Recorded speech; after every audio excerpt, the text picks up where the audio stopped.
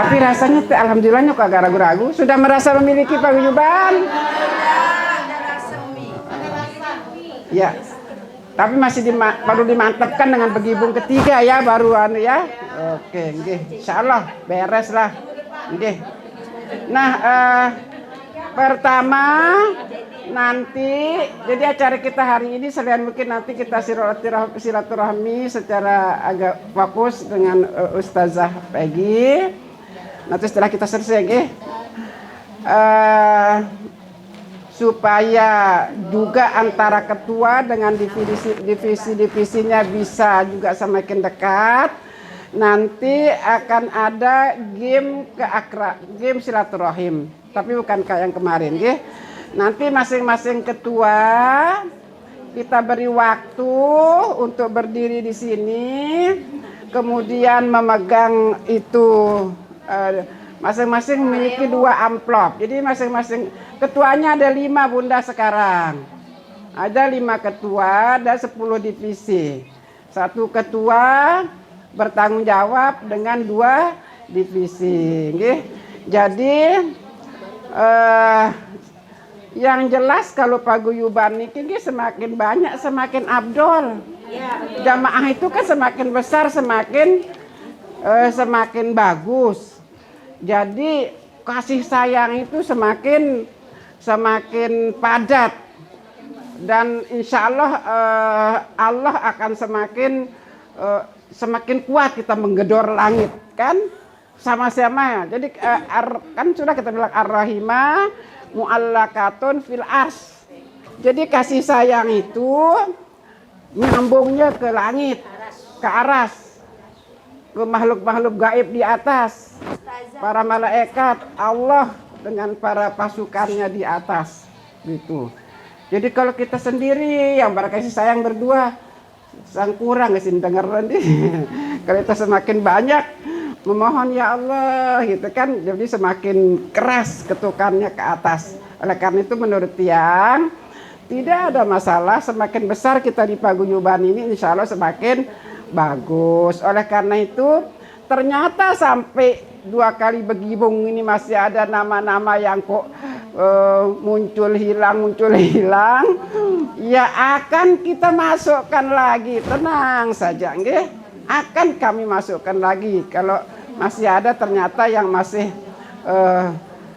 hilang. Tetapi untuk pelunggu maklumi semua, kadang-kadang dia bergeser, mohon maaf seperti tadi kata Bu Sukum. Dia bergeser, yang tadinya waktu begibung pertama dia di kesehatan misalnya, mana nama saya kok enggak ada hilang, ternyata bergeser ke divisi lain. Jadi mohon maaf tidak ada pertimbangan hal-hal yang negatif sama sekali, insya Allah tidak ada. Hanya supaya rata gitu, seimbang gitu. Tentu sebisanya kita cocokkan, tapi karena tidak semua menaruh gelarnya, yang paling susah cari itu adalah SH. Masa di divisi hukum itu cuma 2 saja yang SH, mana ini yang SH. Akhirnya yang tidak SH, tapi kira-kira ini kayak seperti siapa ya, itu saya bilang cocoklah dia dihukum kayak gitu. Jadi jangan ada rasa-rasa yang negatif, kenapa kok saya dipindahkan, kenapa, tidak sama sekali. Itu satu nggih. Jadi pergeseran itu mohon maaf. Yang kedua yang merasa keluar gitu, kita masukkan lagi dan kita tambah lagi gitu. Nggih, insyaallah. Baik, bunda-bunda sekalian, karena sebentar lagi Ustazah Peggy akan keluar. Jadi Tiang sebagai anggaplah mungkin ada yang bilang Tiang nenek, Ayang Ti, katanya ini ada Ipin Upin ini Yang Ti, ada yang bilang ibu, ada yang bilang kakak. Wah, sudahlah, alhamdulillah saya menjadi sangat kaya rasanya di paguyuban ini ya. Nah, yang pasti mari ibu-ibu muslimah setelah ini satu kewajiban yang wajib kita lakukan ya, kayak Ustazah Peggy bilang, kita tolabul ilmi ya, faridatun ala kulli muslimin wa muslimatin wajib kita terus memperkaya, memperluas, memperdalam, memperkuat ilmu-ilmu keagamaan kita. Wajib itu nggih.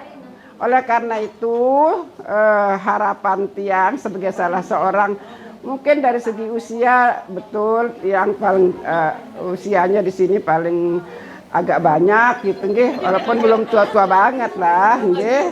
Oh ya, ada yang lebih tua tapi kok muda, saya cemburu sama dia. Itu Bu Icin itu usianya 71, saya masih 69 jalan, kok saya yang lebih tua itu, kenapa ya? Makanya jangan panggil saya Yanti dong, biar saya tidak semakin tua. Ya. Nah, itu nggih. Jadi yang perlu kita lakukan, kita prioritaskan dulu lah. Saya sekalian usul begini nih, Bu Ketum. Kita di Paguyuban ini kan ada banyak organisasinya. Secara perlahan, memang tidak bisa saya dipaksakan ya. Karena banyak hati, banyak pikiran, itu akan banyak perbedaan. Tidak bisa kita paksakan, tapi saya menghayal kalau pada suatu saat rumah besar kita di Paguyuban ini benar-benar kita bisa kompak, muslimat NW mengadakan pengajian, kita berusaha datang semua. Aisyah pengajian, kita datang semua. Ya, wanita Islam pengajian, mari kita datang semua, gitu kan. Terus ahwat bergerak, gitu, tahajud call. Nah, luar biasa itu. Wih, luar biasa itu ya. Iri dia nanti bapak-bapak muslim itu. Wah, ini muslimah istri-istri kita ini damai banget hidupnya, gitu kan. Nah, gimana Bu Ketum? Coba nanti kita itu dulu kita kerjain ya. Kalau kita sudah bisa berkumpul, hati kita nyambung, insya Allah yang lain menjadi mudah. Karena seperti Ustazah Peggy ini dalam bukunya Ustazah Peggy, ya Rabbana, aku ingin pulang. Nanti tanya Ustazah Peggy ya, Ustazah mau pulang kemana gitu ya. Itu bukunya atau judulnya aku ingin pulang gitu ya. Tapi ada yang penting-penting sudah saya lihat judulnya, kira-kira isinya walaupun belum saya baca ya. Jadi dia berbicara tentang hati yang pertama. Ya. Jadi hati itu sumber cahaya, Bunda. Hati itu sumber cahaya, sumber kerohanian, sumber nilai-nilai ilahi. Kalau hati sudah baik, enak, yang lain semua jadi bagus. Tapi kalau hati sudah mulai loreng-loreng, kehitam-hitaman, yang lain juga. Kita sering mendengar yang dikatakan Imam Ghazali, ya, bahwa di dalam tubuh kita ini ada segumpal daging. Gitu. Jika daging itu baik, maka insya Allah yang lain semua ikut baik. Tapi jika daging itu tidak baik, yang lain juga ikut tidak baik. Marah sama suaminya di rumah, kita semua tidak disapa. Ya. Gitu. Suaminya pacaran dengan perempuan lain, semua kita di sini dimarah. Nah, itu dia kalau sudah hati terganggu ya. Ya, ada pesan kebijakan juga dari Sayyidina Ali ketika dia menyuruh pembantunya beli apa? Beli ikan di pasar gitu, beli daging. Ya. Pergi ke pasar, hati disuruh beli. Pergi lagi, hati disuruh beli. Sampai 3 kali hati terus. Nah, itu filsafatnya itulah, karena hati itu memang sangat penting ya. Ada salah satu hadis ini saya sampaikan. Wala yanzuru ila ajsamikum ya, wala ila suwarikum, walakin yanzuru ila qulubikum. Berembe-rembe cantiknya Bu Rini ya, gagahnya Dokter Ahada ya, gitu. Tapi kalau hatinya tidak baik sama kita, pulangkan dia ke Jawa.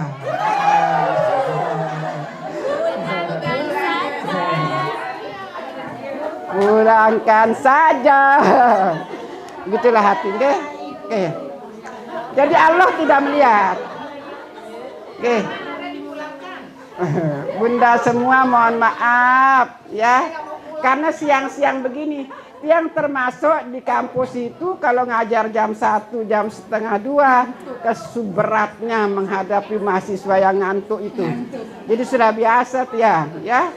Nah, tadi hadis yang tempat, kalau yang salah Bu Haja Latifah tolong diluruskan sayang ya, jangan diam aja. Ya. Allah tidak melihat cantiknya Bu Rini. Ada Lale, maaf Umi Lale, maaf. Saya bilang Umi Lale ini saya bayangkan kayak Aisyahnya si Humairanya Rasulullah Sallallahu Alaihi Wasallam ya. Kecil, imut-imut gitu kan. Kalau bahasa Sasakin apa ya? Apa ya? Melik enges apa? Lo selampak kecinir-kecinir itu lah. Nah kalau bahasa saya namanya kecinir-kecinir. Wah gitu bayangan saya Siti Aisyah zaman dahulu. Nah, ya, jadi Allah tidak melihat walaupun betapa cantiknya Lale kita, Umi Lale Yakut kita yang hadir pada siang hari ini juga. Ya Allah dari tadi diam aja Lale ini. Mohon maaf ya. Nah, tidak melihat juga apa ya itu tadi ya, cantiknya, gagahnya, kayanya. Walakin yanzuru ila qulubikum. Yang Allah lihat itu adalah hatimu. Nah, hatimu, hatiku, hati kami, hati kita.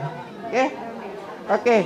Nah, itu saya kira yang paling inti, sehingga mohon mari kita sambung hati di paguyuban ini. Umi Lale mohon maaf sekali lagi. Salahkan Bu Ketua itu. Nama yang perlu kirim itu menjegatan nerangangnya. Cubit dia silat yang izinkan perlu kok ya.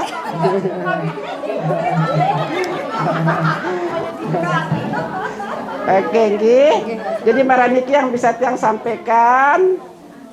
Sekali lagi mari kita sambung hati, sambung rasa, sambung akal, pikiran, sambung semangat. Tadi Ustazah Peggy sudah kita bawa ke base camp kita. Pokoknya tempat yang itu salah satu base camp.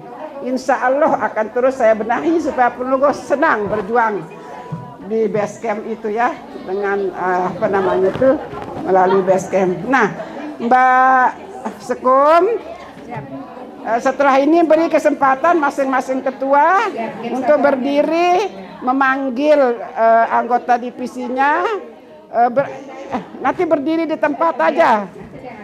Oke, silakan. Makasih ya Sekum ya. Terima kasih banyak nih. Mohon maaf semuanya. Assalamualaikum warahmatullahi wabarakatuh. Waalaikumsalam warahmatullahi wabarakatuh. Ya Allah, ada kopi di belakang. Buat kita seger kopi. Terima kasih kepada Umi saya, Umi Jabro. Jadi tadi lumayan kita diberikan banyak sekali intisari dari ada buku tadi, intisari dari hadis, masya Allah, tabarakallah. Karena waktu sudah menunjukkan kita jam-jam ngantuk dan lapar, saya langsung saja, karena tidak lama ya, gamenya cuma satu, game silaturahim. Tadi sudah Umi Prof sampaikan akan dipanggil satu-satu, ada 5 ketua nike yang langsung akan mengecek nama-nama dan menyebutkan nama-nama koordinator dan nama-nama anggota setiap divisi, baru akan diserahkan. Jadi Umi, yang paling dulu untuk diketahui perubahan SK ini, kita mulai dari majelis pengukuh. Nggak usah dibaca deh saya, banyak waktunya. Langsung aja ke ketua. Ada majelis pengukuh, ada majelis pelindung, majelis pakar, majelis pembina, majelis pemerhati,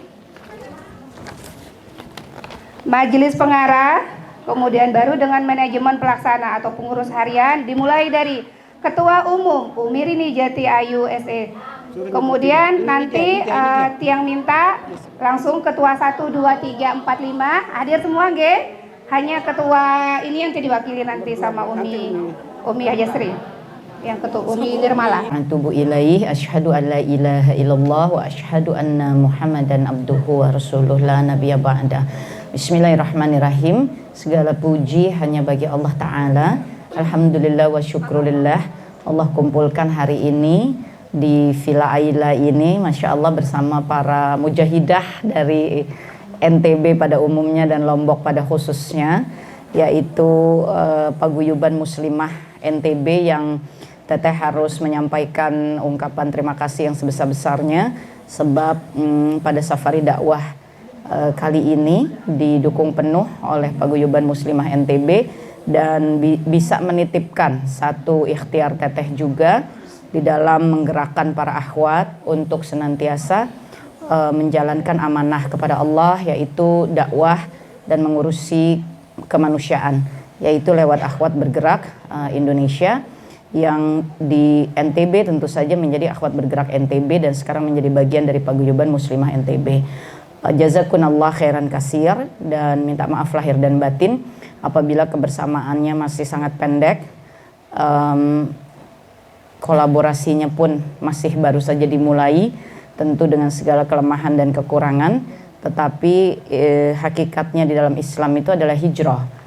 Perintahnya Allah selalu memperbaiki, selalu menuju kepada keadaan yang lebih baik dan lebih kompatibel, cocok dan sesuai dengan Quran dan Sunnah. Perjalanan di dunia bukan perjalanan yang ringan-ringan saja, karena dunia juga berisi banyak hal yang pergerakannya tidak selalu sesuai dengan Quran dan Sunnah.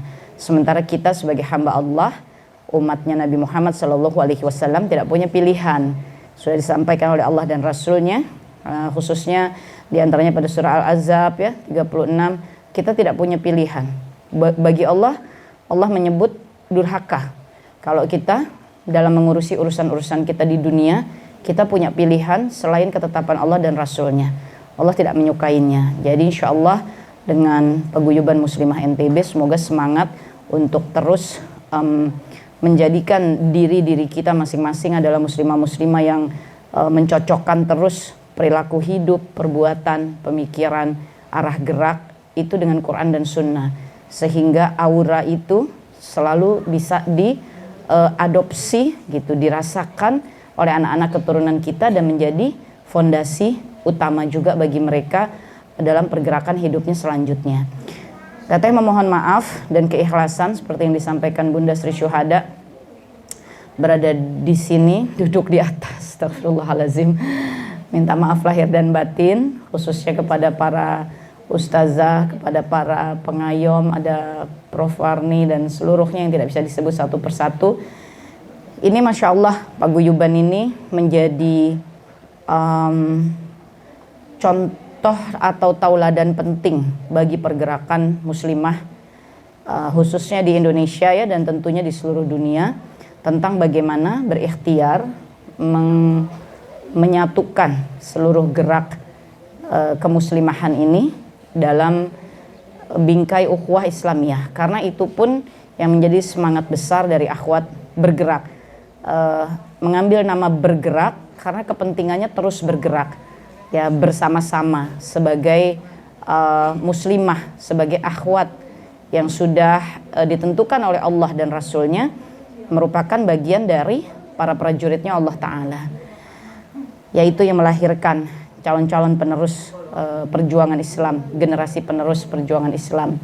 Dan Masya Allah ya, bicara dengan Prof. Warni tentang bagaimana ikhtiar kebersamaan itu sedang terus dikerjakan, sehingga ketika nanti kita berbakti bagi umat, maka bakti itu betul-betul sudah dalam naungan kebersamaan paguyuban. Dan Bunda, umahat, akhwat, Allah pasti menyukainya. Allah pasti menyukainya. Karena Allah Ta'ala yang menyebut dalam Ali Imran 103 bahwa ketika kita berada di masa sebelum Allah mempersatukan kita dalam syahadat la ilaha illallah Muhammad Rasulullah, itu disebut oleh Allah kita ada di pinggir jurang neraka, di pinggir jurang neraka. Lalu Allah menyebut Allah yang menyelamatkan kita dengan mempersatukan kita dalam satu naungan persaudaraan. Dan Allah mengatakan yang sudah Allah persatukan jangan dicerai-beraikan. Itu perintah dari Allah Ta'ala.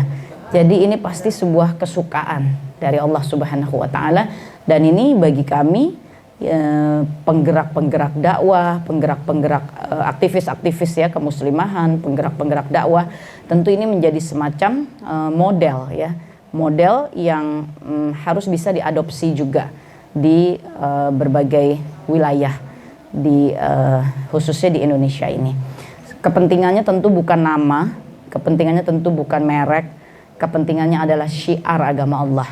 Semakin kuat kesatuan dan persatuan kita, maka syiar itu akan semakin tegak berkibar. Dan yang kita hadapi itu adalah ancaman akhir zaman ya. Kita berada pada, tadi sharing dengan Prof. Warni, kita ini ada dalam abad pertama menuju kebangkitan Islam kembali. Abad pertama, jadi masih panjang perjalanannya. Dan ini juga abad pertama saat kekuatan Islam itu sedang jatuh.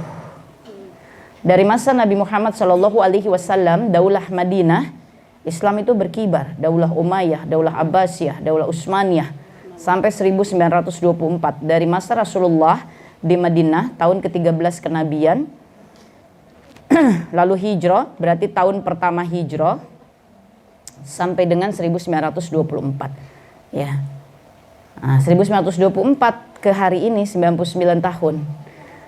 Baru 1924 kedigdayaan Islam sebagai sebuah naungan besar kekuatan dunia itu Allah pergilirkan, jatuh. Sehingga hari ini kekuatan dunia itu bukan kekuatan yang berpegang kepada Quran. Ya. Allah sedang pergilirkan. Sekarang kita berhadapan dengan sistem kapitalis, kita berhadapan dengan sistem liberal, kita berhadapan dengan sistem yang memang bukan diusung oleh Islam, ya, memang bukan diusung oleh Islam. Jadi, kalaupun mau dipaksakan dicari kecocokannya, ya sulit memang, ya. Yang kita kerjakan sekarang kan adalah sesuatu yang menabrak syariat. Ini yang kita masih harus jalankan dalam rangka menyambut kembali bangkitnya peradaban Islam. Tapi ini abad pertama, 1924 ke 2024, abad pertama. Bayangkan beratnya perjuangan kita. Kita menjadi fondasi penting dari perjalanan perjuangan generasi selanjutnya. Kita belum tahu takdir Allah di peradaban yang mana, di abad yang mana peradaban Islam itu akan kembali tegak. Katakanlah kalau sejak 1924 tegaknya 5 abad lagi, berarti betul-betul kita adalah penyimpan fondasi abad pertama. 2, 3, 4, di abad kelima peradaban Islam akan bangkit, artinya 500 tahun lagi. Kalau Allah takdirkan 200 tahun, kita juga yang menyimpan fondasinya. Di 100 tahun pertama, baru kemudian 100 tahun kedua. Karena dunia ini tidak akan Allah selesaikan sebelum peradaban terakhir manusia itu tegak kembali, dan itu peradaban Islam. Ya, Nabi sudah menyampaikan, iya, kita akan masuk kembali ke masa daulah Islamiyah. Kita akan kembali memiliki khalifah, ya. Dan itu sudah janji Allah. Nabi sudah mengatakan pusatnya ada di mana. Nabi mengatakan nanti pusatnya akan berada di Syam. Pusat kekuatan Islam itu akan berada di Syam, dan pusat pemerintahan Islamnya ada di Baitul Maqdis, ya. Dan ini semua sudah Nabi sampaikan. Maka Nabi mengatakan, jika di dunia ini iman hilang, carilah iman di bumi Syam, ya. Nabi mengatakan di akhir zaman akan ada orang-orang yang bagaimanapun mereka dizolimi, diusir, ya, disakiti, tapi mereka akan bertahan. Itulah kaum yang berada di sekitar Baitul Maqdis, ya. Jadi Masya Allah, semua pemberitahuan Nabi menjadi pegangan kita. Tapi ini para muslimah, kita peletak fondasi awal menuju kebangkitan peradaban Islam. Karena ini 100 tahun pertama saat memang Islam sebagai kekuatan dunia itu sedang dipergilirkan oleh Allah. Allah katakan dalam Ali Imran 140, Allah pergilirkan kejayaan dan kejatuhan.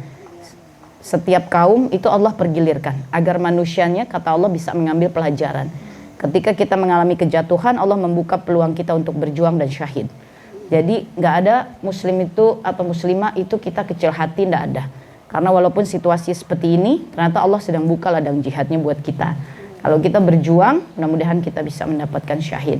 Tapi prinsip itu tidak boleh lepas dari kita. Bukan artinya kemudian kita menganggap bahwa hidup kita dengan yang lain-lain itu bermusuhan atau berjarak. Enggak, karena konsepnya Islam itu rahmatan lil alamin. Islam itu enggak akan menyerang kalau enggak diserang. Konsepnya sudah jelas begitu ya. Sudah jelas karena rahmat bagi seluruh alam.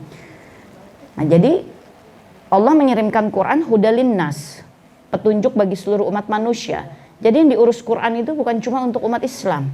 Yang diurus Quran itu untuk manusia. Bagaimana Nabi kemudian membuat pola-pola agar muslim dan non muslim pada saat itu yang berada di Madinah, ya. Bagaimana para khalifah kita menaungi, ya. Bukan hanya kepada kaum muslim, bagaimana mengatur kehidupan di Baitul Maqdis ketika ada gereja-gereja peninggalan Romawi dan seterusnya, ya. Nah, Islam itu mengatur untuk seluruh umat manusia. Dia kebaikan buat seluruh umat manusia. Prinsip ini yang kita mesti pegang sebagai muslimah. Kita juga bergerak menyatukan ukhuwah dan menyadari bahwa kita ada di abad pertama sebagai peletak fondasi perjuangan menuju bangkitnya peradaban Islam kembali.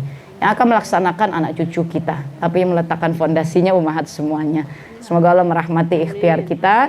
Insya Allah paguyuban muslimah NTB insya Allah bisa menjadi model bagi pergerakan muslimah di wilayah-wilayah lain di Indonesia, bagaimana menyatukan kebersamaan pergerakan muslimah dan mendatangkan kemanfaatan yang lebih.